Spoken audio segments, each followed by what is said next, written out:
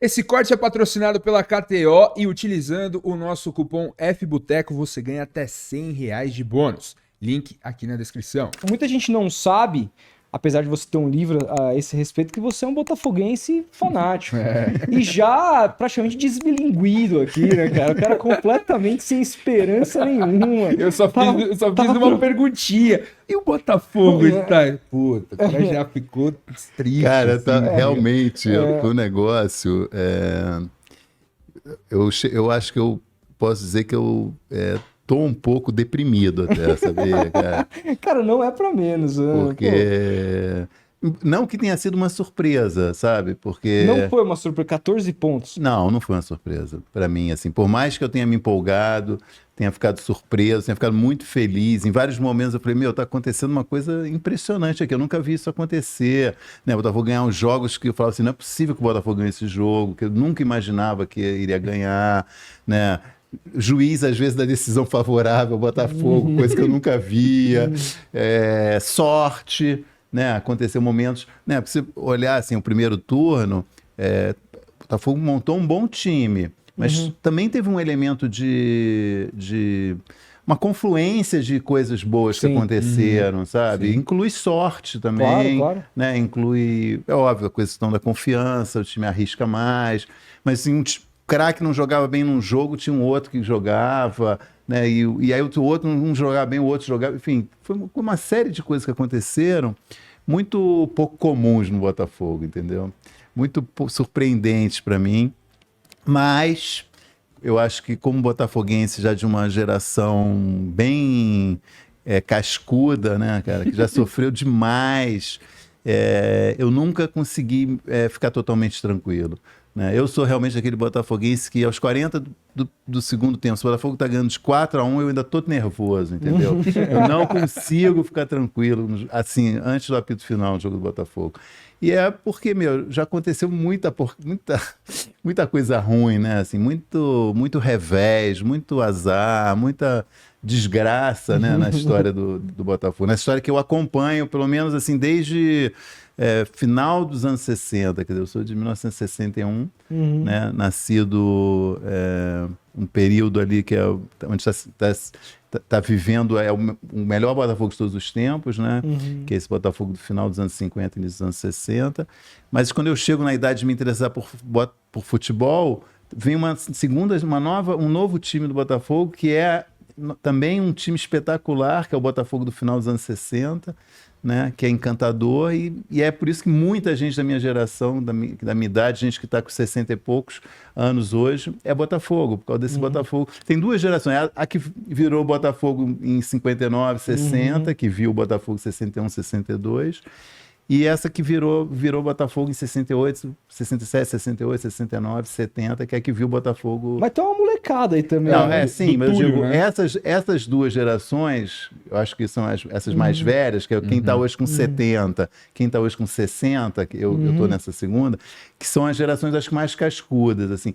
A que tem 70 ainda teve a alegria de ver uma coisa, né, que é indizível, que é Garrincha, Didi, Newton Santos... Né? O time de 62, que é metade do time da seleção de 62, que é metade do Botafogo, né? Um negócio assim extraordinário. A minha geração pegou o time que é Jairzinho, Roberto, Paulo César, Gerson, que não é também pouca coisa, Claro, né? pô. É um timaço também, né? Que foi importantíssimo na Copa de 70. Mas a minha geração, eu acho que sofreu mais ainda do que essa primeira, porque essa primeira ainda curtiu muito, teve uma década de curtir um grande time. A minha já começa a década de 70, começa uma crise atrás da outra e... Meu avô me contava muitas histórias, né, santistas, sobre os confrontos do Botafogo e Santos dos anos 60. Ele me conta uma história de um jogo que chegou a estar 4-0 pro Botafogo e o Santos empatou no segundo tempo. Eu nunca fui pesquisar se isso realmente aconteceu, mas eu nunca tive o menor interesse, porque a história que ele contava na cabeça dele, assim, já era maravilhosa, assim, né? E ele falava muito do quão absurdo era aquele time do Botafogo e como que esses dois times dominavam completamente o universo no futebol brasileiro naquela época. E então, desde então...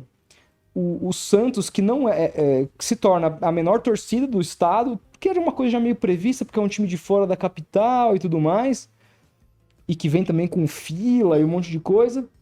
E o Botafogo também, a torcida vai se desmilinguindo, vai diminuindo. De 95 para cá, nenhum título nacional, relevante, internacional. Título a gente tá carioca. falando de quê? 30? Não. Mais, né? 95, 2005, 2015, vai fazer... Vai fazer 30 anos, 28 anos. 28 anos. É muito tempo, né? E 2 rebaixamentos, né? Dois então, rebaixamentos. tem Menos isso. que o Vasco. Né? Menos que o Vasco. E nunca rebaixamento para a Série C também, que Olha aí. outro rival amarga, né? Não vou ficar aqui citando nomes, mas por isso a gente nunca passou. Mas como que você acha que... E cumprimos todas as nossas obrigações. Né? Jogamos Caiu, na Série B, subiu na bola. Então, mas você, por exemplo, quando se trata de Santos, eu como um santista que gosta de estudar a história e tal, eu entendo mais ou menos como meu time chegou no ponto que chegou. Mas como que o Botafogo chegou no ponto que chegou enquanto clube, não só desse jejum, mas também de ter sido um dos times que até pouco tempo atrás era tido como o time que mais devia no Brasil, aquela coisa que impagável. De bilhão, né? Tem algum grande responsável ou não tem? Eu acho que tem uma sucessão de administrações desastrosas, né? Que não é privilégio do Botafogo, Claro, mas no caso do Botafogo é um negócio assim, né? Chegar ao ponto de ter que vender a sede, quer dizer, uma coisa que vai descaracterizando o clube, já na década de 70 isso, né? De coisas muito mal feitas, né?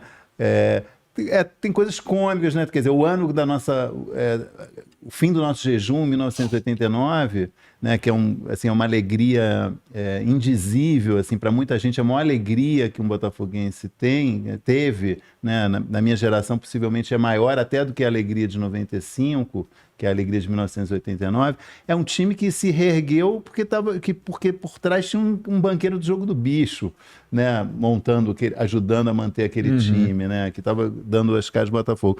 Então isso é uma coisa meio tragicômica no fundo, né, também, né, porque, enfim, é uma coisa que tem muito a ver com o Rio, não é o único time que isso aconteceu. Mas fala assim, porra, o ano que a gente só conseguiu sair uma fila de 21 anos, né, que é um desespero, né, ficar 21 anos sem ganhar um título carioca. Né, nesse ano que é um time montado, um time maravilhoso, que eu amo, tenho uma alegria, né, mas é isso, é um time montado dessa forma, né? Então coisa já é um sinal meio da confusão, né, na administração do Botafogo, né, enfim, problemas administrativos muito sérios, né, que foram sempre ocorrendo, né? E às vezes tem vários exemplos também isso também não é só do Botafogo, dirigentes apaixonados pelo clube, mas que são torcedores e não profissionais, né, que tomam também decisões. O pessoal fala muito do Dinamite também, o Vasco, exatamente. Né? O pessoal fala muito do Maurício Assunção, né? Também foi um desastre, depois, né? Faleceu, mas deixou uma dívida impagável. Desastrosa, exatamente. Não, foi acumulando, né, cara? A dívida do Botafogo e foi um negócio tornando... inviabilizando mesmo a gestão do clube. Você falou aqui em off pra gente do conflito de gerações que tem hoje do Botafogo, e recentemente viralizou aí no Brasil o Felipe Neto, que é um cara que tem uma voz gigantesca, sobretudo na internet, falando de questões de arbitragem contra o Botafogo, que a CBF tá contra, aquele esquema, tal, não sei o quê. Você, como um botafoguense das antigas, raiz, você compactua com isso, que realmente a arbitragem tem prejudicado o Botafogo esse ano no campeonato ou não?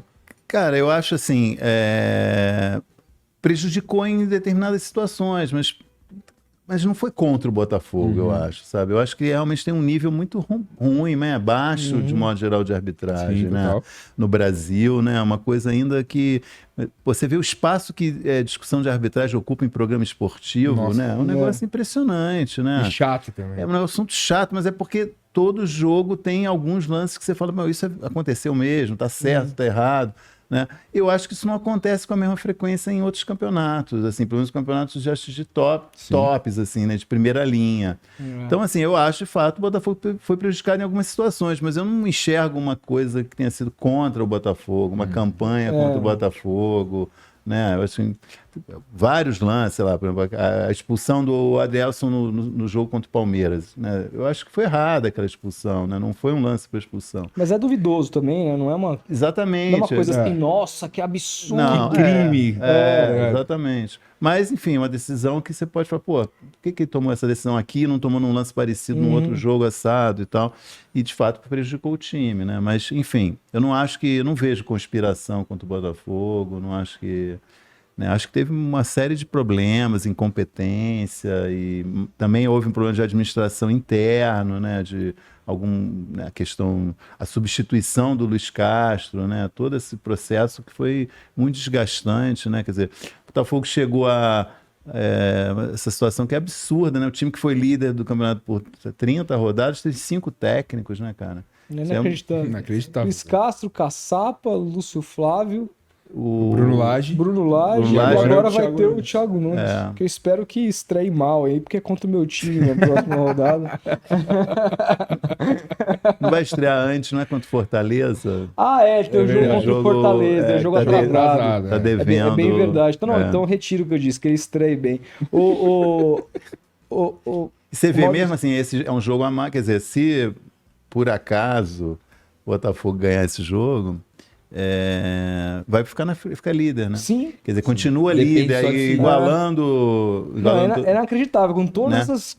Com tudo isso... Chegando ao quinto técnico, exatamente. Chegando ao quinto técnico, o Botafogo ainda depende só de si. E uma coisa que, assim, todos os meus amigos praticamente são aqui de São Paulo, torcem por times daqui, etc e tal, então não tive muita a experiência de conversar com pessoas que tiveram seus times vendidos, SAF, essas coisas. Não tem um grande amigo cruzeirense, ou botafoguense, ou vascaíno. E eu sempre fiquei me colocando na situação. Como que é o sentimento no dia que você vê, de fato, um indivíduo, o CPF, comprando o seu dono, né? Sendo dono do seu time. O quanto essa brisa se bate mal. Como foi pra você quando... Assim, a gente já sabia que o Botafogo precisava de alguma coisa, porque senão... Seria o saudoso Botafogo um dia. Então, é justamente esse o ponto, cara. Porque eu acho, assim, eu vi em algum momento, nesses últimos anos, uma coisa assim, olha, tá caminhando para acabar isso aí. Sabe? Comecei a achar que poderia estar caminhando. O ano desse último rebaixamento, né? Pandemia, é uma das campanhas mais ridículas da história do Botafogo, né? Um negócio assim, 5 vitórias, né? Um número... Tô chutando aqui, posso estar errado, alguém vai gritar. Foi poucas mesmo. Foi um negócio assim absurdo, 8 vitórias. 2020, né? Foi um negócio assim que eu falei, não é possível, eu nunca vi um time assim tão entregue, assim. Era um negócio, eu falei, tá acabando esse negócio aqui, né? O ano seguinte, acho que houve ali uma organização, acho que teve um negócio, né? Teve decisões acertadas, teve boas contratações para a Série B. Foi campeão, né? Foi campeão, né? Revelou, né? O Chay, revelou o Navarro, revelou alguns jogadores improváveis que ninguém conhecia, e o time foi bem. Trocou de técnico no meio também, né? Começou meio mais ou menos, aí trocou de técnico. Terminou com o Anderson Moreira. Exatamente. E aí embalou e ganhou com folga, né? Foi um negócio. Ali eu falei, olha, bom, alguma coisa está rolando. Então, quando veio a SAF, eu enxerguei como, eu falei, cara, agora é a última esperança, porque eu estava realmente achando que, né, com as dívidas que tinha, o Botafogo não conseguia contratar ninguém, não conseguia nada, porque todas as receitas estavam embargadas, né, cara, pela justiça, dívidas trabalhistas, dívida do escambau, dívida com previdência, dívida... Cara, um negócio horroroso. Falei, bom, isso aí pode um dia isso acabar. Sim. Então eu enxergo dessa forma. Eu não tenho... o cara agora, o time tem um dono, esse cara faz o que ele quiser. Eu acho que estava numa situação tal que era isso ou já era, entendeu? Então eu tô... Nesse sentido, não me incomoda, não. Mas como você avalia a gestão Textor até aqui? Cara... Eu acho que eu vejo coisas boas, né? Eu acho que primeiro, um grande mérito dele não ter resistido à pressão para tirar o Luiz Castro no início do ano, que o time fez um campeonato carioca bizonho e ele segurou. tudo indica, eu também não tenho detalhes assim de bastidor, mas tudo que eu leio indica. Ele montou, tem uma equipe ali boa de análise de desempenho de jogadores, então houve uma escolha de bons jogadores que estavam no exterior para montar que vieram para cá, né? Jogadores que não eram de primeira linha ou que estavam em grandes times, mas não estavam jogando como titular, né? Vários que vieram para o Botafogo, né? Alguns você vê muito acertados, né? Que Chiquinho, trouxeram Chiquinho, o próprio, né, Adrielso que eu já falei, o Eduardo, primeiro turno, jogou muito. Né? Marçal. Sim. Então, eu acho que teve uma coisa ali, me pareceu... Assim, existem duas análises, né? Aquela que é mística do tipo assim, eu como botafoguense, mesmo a 14 pontos, não vou acreditar porque eu conheço histórias a respeito desse clube e tal. Mas também existem algumas respostas factíveis dos porquês que isso acontece. E para mim, assim, eu não assisti todos os jogos do Botafogo no campeonato e tal, mas óbvio que quando o Botafogo começa no primeiro turno ganhar de todo mundo, chamou a atenção de todo mundo e os olhares. Então começamos a ver o Botafogo muito mais do que a gente imaginou que veria o Botafogo no campeonato. Ninguém apostou no Botafogo antes. E aí quando a gente começou a tentar identificar, ainda na época áurea do Luiz Castro, ali, o que estava acontecendo. E eu me lembro de um jogo que me chamou muita atenção, que foi o jogo contra o Palmeiras do primeiro turno. Exatamente. Esse jogo aquele jogo eu estava lá. Aquele jogo, para mim, mostra como o Botafogo era, naquele momento do ano, um time fisicamente muito mais forte que todos os outros. Também isso. Era inacreditável como, assim, por exemplo, o Zé Rafael. O Zé Rafael é um jogador muito técnico, mas é um cara que ele bota o corpo, esquece. Cara, ele perdia todas de corpo pros volantão do Botafogo. Os atacantes, aquele monte de... Cara, esse jogo, o Júnior Santos tava lá. Acabou com o Piquerez. Assim. Então. Acabou. E o Piquerez é um lateral troglodita. Forte, alto, uruguaio, raçudo. Eu tava lá no jogo, na torcida do Palmeiras, eu olhava assim, eu falava pro meu pai, os caras fisicamente, estão voando, pelo alto, aquela segunda bola no meio de campo, o Marlon Freitas, puta volante. Então... E aí aconteceu alguma coisa que, assim, tem uma saída de técnico, eu não sei esmiuçar se teve alguma mudança de preparador físico nesse momento, se também era um momento que os outros times estavam disputando outras competições e dividindo ali olhares e jogando sempre quarto e domingo, o Botafogo descansando um pouco mais. O Botafogo, eu acho que agiu corretamente, né, na minha opinião, embora a juventude botafoguense não concorde, de deixar a Sul-Americana em segundo plano. Eu concordo. Eu achei completamente correto isso. Falei, tem que focar, realmente, ficar jogando domingo e quarta, cara, não vai aguentar. Claro. Eu acho que agiu corretamente, sabe? Foi tudo bem, esse ano perde a Sul-Americana, ano que vem vai disputar Libertadores, entendeu? Né? O negócio, questão de prioridade, né? Eu acho que eu não vejo nenhum problema aí, mas esse início do Botafogo provocou uma euforia tal que uma galera nova achou que o Botafogo ia ganhar tudo sempre, entendeu? E cara, não existe isso no futebol, entendeu? Não existe, sabe? E aí, assim, o que acontece no segundo turno é algo totalmente ao contrário. Exatamente. Porque é o time que mete 3-0 no primeiro tempo, faz um negócio que, assim, já era um momento ali de instabilidade do Botafogo. Aí acontece aquele 3-0...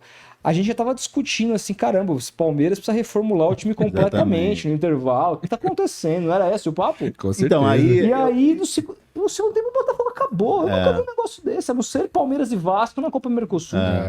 Eu acho que então, esse Botafogo do segundo turno tem uns momentos que você vê que ainda tem um brilho ali daquele time, né?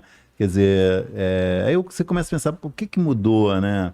Então, eu acho que tem realmente uma queda de rendimento, mas tem também fatores que são do futebol, quer dizer, outros times estão mais bem preparados também, entenderam melhor como joga o Botafogo, né? Houve eu acho que uma limitação em termos de opções táticas, né? Com o Lúcio Flávio, acho que o time ficou jogando muito igual, muito parecido, pouca imaginação, né? Em substituições. Não é técnico. Tem um pessoal que fala da crítica botafoguense aí, do YouTube, inclusive, que o Lúcio Flávio é o maior símbolo da derrota do Botafogo, por conta daquele chororô de 2007. Né? Você concorda com isso? Não concordo. Eu acho que tem um pouco de preconceito. Ele é um tipo de jogador, quer dizer, quando ele foi jogador, ele é criticado igual ele é aquele jogador que não corre, não sai correndo. É um jogador mais técnico mesmo. Então, igual se criticava o Ganso. Não estou dizendo que jogam igual, tá? Eu acho que caras, mas é o mesmo tipo de jogador, né? Djalminha. Eu lembro quando ele jogou no Santos, achei horroroso. Caras que eram lentos mesmo, são caras clássico, mais lentos. Mas exatamente esse tipo de jogador, quando o time não vai bem, ele atrai uma vontade, uma antipatia ferrada. Não acho que ele não se compara a esses que eu citei, não é tão bom. Sim. Mas é um cara que tinha esse estilo, e esse estilo atrai uma antipatia. Crítica, e dá a impressão, às vezes, que o cara tá ausente, tá desanimado. Não é, eu acho que é o jeito que o Até cara... o Alex tinha essa crítica no Palmeiras, era o Toninho. Exatamente. Exatamente. E é o tipo de jogador que, porra, é o coração do time, né? Eu acho que quando você tem um bom jogador nessa posição, né?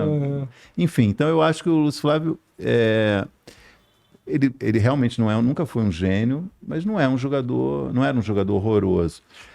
Mas ele passa uma coisa também, essa coisa meio do desânimo, né? Então acho que a galera começou a falar, o que esse cara tá fazendo? Ele não é um cara que vai gritar, mas o Bruno também era um técnico assim, não era um técnico de... passivo, né? Mas é que aí tem aquele carimbo do exterior, carimbo de Portugal, Premier League, coisa né? meio, Premier League, o Overhampton. O Overhampton, que terminou em 10º com ele. Treinou o Diego Costa, exatamente, né? Que veio por causa dele. Enfim, então eu acho que tem várias questões aí, sabe? E aí tem azar também, sabe? E aí tem decisão de árbitro que vai juntando, né? Questões, você vê, aquele lance aquele jogo que o PR sai mal, eu acho que... Contra o Cuiabá. É Cuiabá, exatamente. É um lance que você olha 20 vezes, 10 vezes você acha que foi mão, 10 vezes você acha que não foi mão. Não foi, Entendeu? Até agora eu não tenho eu não tenho certeza também. Então, isso, se você não tem certeza da decisão de campo, tem que ser mantida. Então, mas eu digo, mas poderia ter sido marcado. Eu quero dizer o seguinte, aconteceu muita coisa assim, entendeu? Lances que talvez em um outro momento o árbitro fala, não, mão, para o lance, entendeu? Eu não estou falando que tem... Eu repito, não acho que é uma conspiração contra o Botafogo. São coisas que foram juntando, uma confluência de coisas e decisivas, né? Coisas decisivas. A expulsão do Adrielson no jogo contra o Palmeiras, né? Uma coisa decisiva. O cara saiu, o jogo estava 3-1, realmente não se justifica perder, mas perdeu o zagueiro, que é a referência, né? O cara da garra, o cara da injeção de ânimo. O Botafogo toma 2 e aí gols perde de bola exatamente. Cara, aqueles dois, aquele gol, o quarto, é uma vergonha. Exatamente. Uma vergonha, cara. Exatamente. A bola viajada, todo mundo olhando. Eu acho que aquele jogo, eu como palmeirense, tá? Foi um jogo que eu chorei, tem vídeo no meu Twitter lá, eu emocionado. Pagando aquele mico, né? Chorando pra caramba, igual um louco, maluco. Mas depois de uns 5 dias analisando friamente, o Botafogo teve a bola, talvez, do título brasileiro depois da expulsão do Adrielson. Né? Que se o Tiquinho faz aquele gol de pênalti, né? Recuperava o estádio, recuperava a confiança do time e o time arrancaria a vitória. Ele golearia o Palmeiras, poderia até fazer o 5º, sei lá. Também. E aí perde aquele pênalti, a cabeça com a expulsão, mais a perda do pênalti, foi embora. Isso são questões que fazem parte do futebol, cara. Questão do estado anímico, a cabeça, exatamente, né? Saúde mental, né? O estado de espírito, a confiança. O Tostão fez uma coluna outro dia, né, sobre isso. Eu já escrevi isso várias vezes. Eu acho isso, o tempo todo eu penso sobre isso. Há muito tempo eu levo isso em consideração, não só no futebol, todos os esportes. Né? E você vê que tem coisas...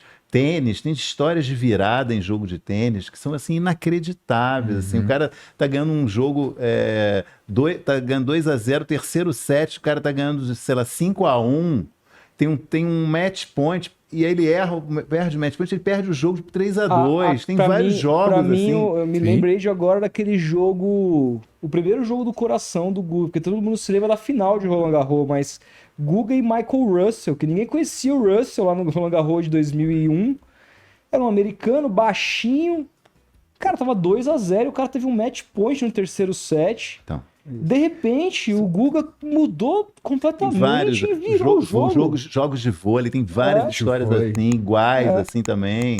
Então, o que é isso, né? Quer dizer, é um fator humano, né? Fator humano. Que é uma das graças desse negócio do esporte também, entendeu? Né? É óbvio que você pode controlar, né?